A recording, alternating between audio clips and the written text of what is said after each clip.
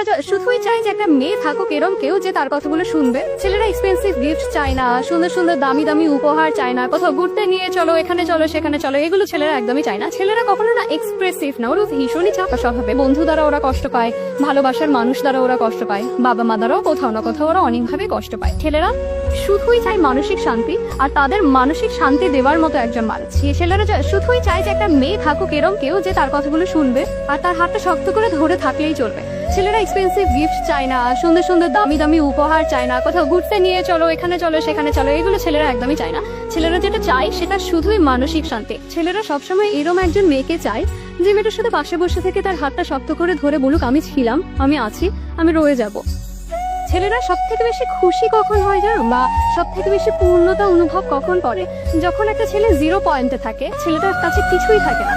ওই মোমেন্টে যদি কোনো মেয়ে ওই ছেলেটার হাত ধরে বলে আমি ছিলাম, আমি আছি, আমি রব, তুমি শুধু এগিয়ে যাও, ছেলেরা দুনিয়ার যাকেই ঠকিয়ে থাকুক না কেন ওই মেয়েটাকে কখনো ঠকায় না।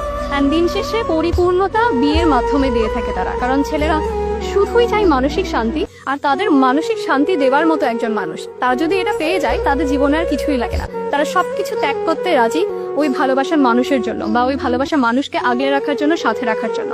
তো ছেলেদের মানসিক শান্তি যদি পেতে হয়, ছেলেদেরকে সাপোর্ট করো, সে যা চাচ্ছে তার কথাগুলো শুনো।